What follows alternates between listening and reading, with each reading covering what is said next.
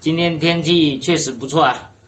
现在调一下这2根鱼竿，待会就出发去钓一下鱼啊，因为要换一下这个鱼钩。很多人钓鱼都是1根鱼竿，一条主线上面呢就挂2个鱼钩，是不是？就是平时挂蚯蚓很容易绕线啊，就是平时抛钩的话，上面就是绕线啊。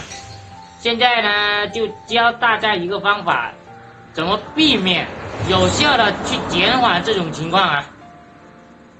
最主要还是在鱼钩上面那个线上做文章啊。现在我们都是1根鱼竿上面就是1组鱼钩啊，就是这种。现在呢，就拿这1根做一个示范啊。我平时呢，最主要的先把它调好，不是对半折，把它一个钩位就够了。然后在这里这个位置啊，现在就打一个结。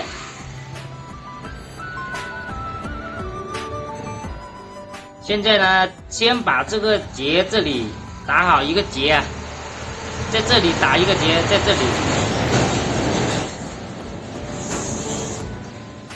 尽量往下面这里啊，尽量往下面这里拨，最好是到这里一个鱼钩的位置，这个细节就在这里啊，一个鱼钩的那个位置就够了，到这里就好了。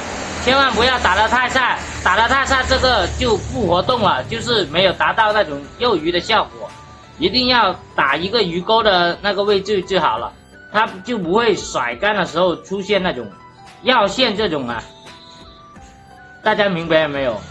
最主要是把这个拨下来，然后就勒紧。我平时就是这样子做的，就那个可以有效减料那个环绕啊，就是这样子甩竿出去，那个蚯蚓就是环绕着这根线。之所以在这里一定要打个结，一定不要对半折啊，在上面再打一个结。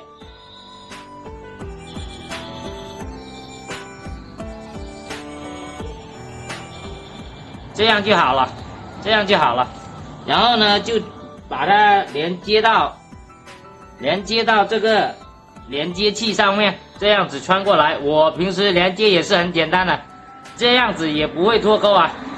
就是把它这2个鱼钩从这个孔穿过连接器后呢，就从这2个孔上面这样子穿过去，这样子穿过去，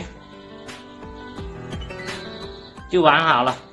就绑上鱼线那里就可以了，绑这个连接器，防止绕线的这个操作流程就是这样子了。这样子你随便甩它那个绕线的都不会那么乱啊。不知道你们平时是不是也是这样子做？如果你们有更好这种防止绕线的那个方法，也可以在评论区下方留言出来，就是防止出现这种情况。如果脾气不好一点的话，就是环绕了那个鱼线之后呢，有一些人恨不得把那个鱼竿给它折断了。